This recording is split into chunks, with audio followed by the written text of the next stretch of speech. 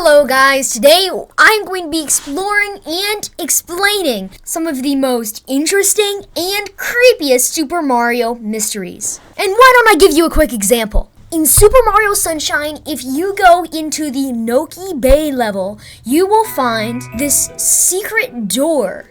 But if you use a couple of glitches or maybe some hacks, you can look behind the door and see a book that doesn't have anything on it, which is kind of weird. Like, why did they even put it there? So there are mysteries ranging from that book to completely undiscovered and unreleased Mario characters that could have changed the entire Mario universe forever. So let's get right into it. So supposedly, Sonic was supposed to be in Super Mario Galaxy 2. Now, Sonic is made by a different company than Nintendo, and although Mario and Sonic have teamed up before, it doesn't make sense for Sonic to be in a mainline Mario game such as Super Mario Galaxy 2. Some people even believed this rumor, but eventually there was found to be no supporting evidence, and it just led to more confusion. And the only playable characters in the final release of Super Mario Galaxy 2 were Mario, Luigi, and the Cosmic Luma. The Cosmic Luma was specifically used for two-player mode, and there is nothing even relating to Sonic in that entire game. Have you ever thought about the relationships of the Kongs?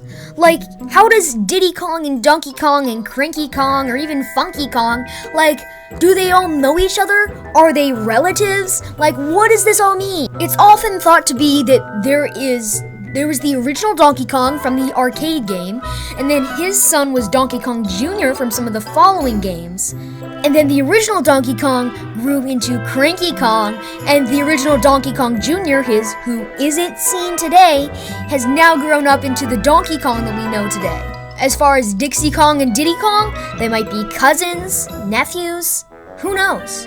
In World 4-4 of Super Mario 3D Land, at the very end of the ghost house, you can see a ghost briefly appear and then slowly fade into the darkness. Now, this is quite creepy, but the fact that it also appears in World 8-4 and Special World 6-5 is also pretty crazy.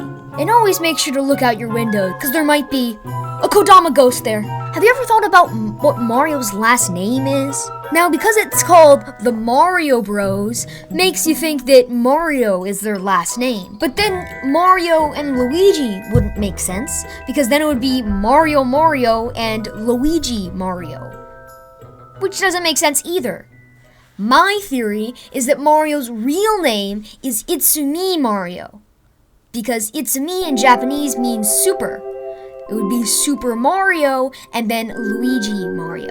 Although it is quite weird that they could both technically be called Mario. Maybe Mario's middle name is Mario. I don't know. I'm grasping at straws here.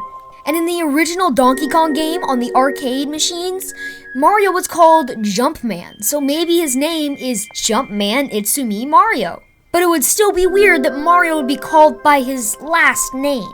Now, we're getting pretty far into these, but they get weirder and scarier at the end of the video, and some of these, I don't even know, man. Some of these might just be straight up lies. Have you ever thought about the appearance of UFOs in Super Mario games?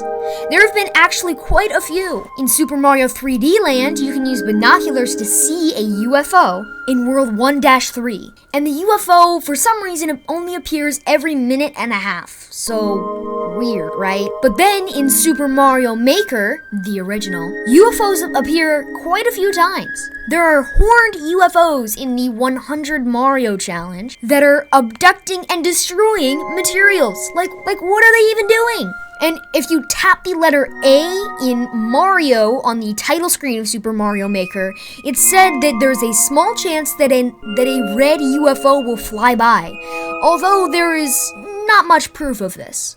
Have you ever thought about the other species of boos? Such as the Peepas from multiple Mario games and the Bonitors from Super Mario Odyssey. Are these boos just wearing hats? Or are they a completely different species altogether? And it's also kind of odd that boos never appear in Super Mario Odyssey, although they are one of the most iconic Super Mario enemies. Some people also think that Shy Guys are actually boos wearing masks, and they have fake legs that they just fly around close to the ground, which is kind of weird. Other people also think that boos are people who are now deceased, and they turn into boos and invade Mario games. Yeah, I don't know, man. Now there's one final mystery that I've talked about in pretty much all of my myth-busting videos so far, and that is that every copy of Super Mario 64 is personalized. Now this basically means that there is some type of personalization artificial intelligence that was created, again, remember this was in the 90s, the 1990s, over 30 years ago, and this would scan the player's brain somehow through the technology, maybe of the controller, who knows. And it would find the player's cognitive desires and alter the source code and assets of the game to make it match those players' cognitive desires, which is not only creepy, but also incredibly far-fetched. It's also said that early beta builds of Super Mario 64 were actually created by another Japanese company, which is an unknown organization, and they made all the assets that were needed for this AI and made the AI itself, and then sold it to Nintendo for them to use in their Mario games. Yeah, in Mario games. Pretty dark and weird and scary. And now, I'm wondering if my copy is personalized. Anyway guys, that'll be about it for this video. I hope you enjoyed this one, and I hope that a couple of these spooked you, and that they matched your cognitive desire. Thanks for watching, subscribe if you want to see more just like this, like the video if you liked it, and I'll see you in the next one. Bye-bye!